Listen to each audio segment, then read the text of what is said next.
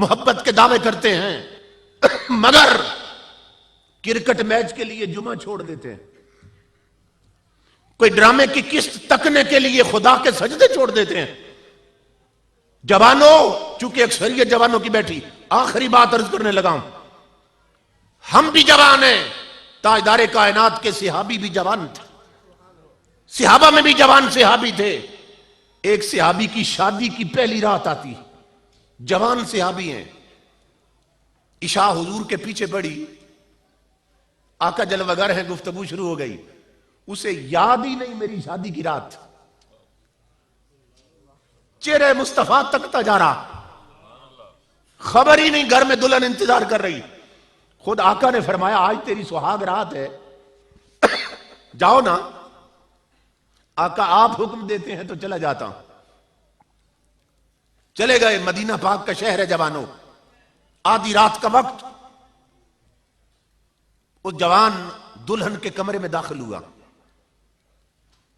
کنڈی لگائی اس نے، جوتے اتار کر اس کے پلنگ پہ جا بیٹھا۔ قریب تھا کہ دونوں جوان جذب آپس میں ہم کلام ہوتے، کوئی محبت بری بات کرتے۔ ادھر جوان کا ہاتھ دلہن کے گھونگھٹ کی طرف گیا کہ چہرے سے کپڑا اٹھا کر اپنی شریک زندگی سے گفتگو کا آغاز کرے۔ جوانوں غور سے سننا، شادی کی پہلی رات ہے، ابھی ہاتھ گیا گھونگھٹ کی طرف، ادھر مدینے کی گلی سے بلال حبشی کی صدا آ گئی، اے مدینے والو، تمہیں تاجدار کائنات بلا رہے ہیں۔ کیوں؟ جہاد کے لیے حکم آ گیا ہے، کل تم نے سروں پہ کفن باندھ کر مصطفیٰ کے قدموں پہ گردنیں کٹانی ہیں۔ آقا یاد کرتے ہیں، او جوان، میں تیرے عشق محمدی کے قربان جاؤں۔ جو ہاتھ گھونگھٹ کی طرف گیا تھا وہ پیچھے ہٹایا، قدم چارپائی سے نیچے اتر آئے، جوتے پہن کر دیوار کی طرف گیا، تلوار لٹک رہی تھی، پکڑ لی، دروازہ کھول کے باہر نکلنا چاہتا تھا، دلہن دوڑ کر قدموں سے لپٹ گئی، رو کر کہنے لگی شادی کی پہلی رات ہے، تو نے ابھی میرے چہرے سے نقاب نہیں اٹھایا، ابھی کوئی محبت بری بات نہیں کی، اور میرے سرتاج مجھے چھوڑ کے کہاں جا رہے ہو؟ جوان نے دامن جھٹک کے چھڑایا، کہا نادان لڑکی، مجھے نہ روک، اس لیے کہ مجھے میرے سرتاج نے بلایا ہے۔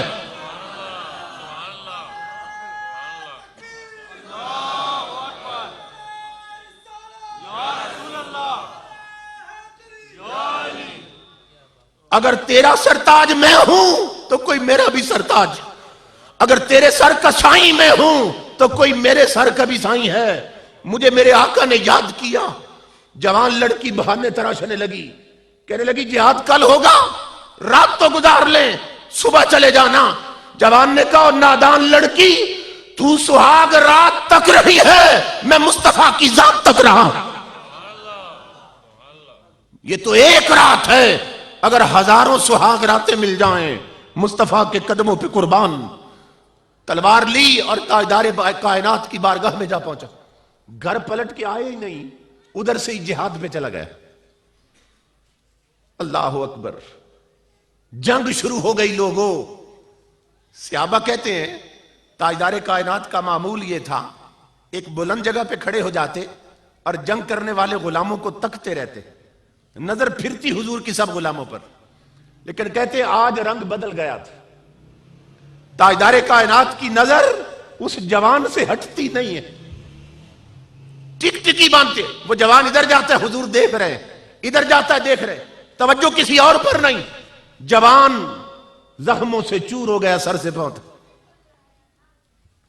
سینے سے نیزہ پار، گھوڑے سے گرا، کونیوں کے بل جسم کو گھسیٹنے لگا۔ صحابی قریب آ گئے، کہنے لگے جوان پیاس لگی ہے، پانی پلا دے، بھوک ہے تو منہ میں کھجوریں ڈال دے۔ اس نے کہا نہ پانی کی حاجت نہ کھجوروں کی طلب، تو پھر جانا کدھر چاہتی ہو جسم کو گھسیٹ کے؟ اس نے کہا میرا آخری وقت آ پہنچا ہے، جس یار کو آتے دیکھا تھا اب اسی کو جاتے تک نہ چاہتا،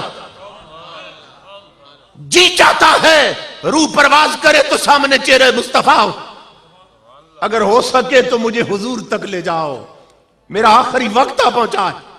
اس جوان کا مقدر دیکھو، صحابی اٹھانا چاہتے تھے، آقا نے فرمایا میرے صحابیوں اسے ادھر نہ لانا، اسے ادھر نہ لانا۔ آقا کیوں؟ فرمایا میں اپنی امت کے جوانوں کو بتا دینا چاہتا ہوں کہ جو میرے دین کے لیے سہاگ راتیں لٹا دے پھر وہ میری طرف نہیں انہیں ملنے میں آیا کرتا ہوں۔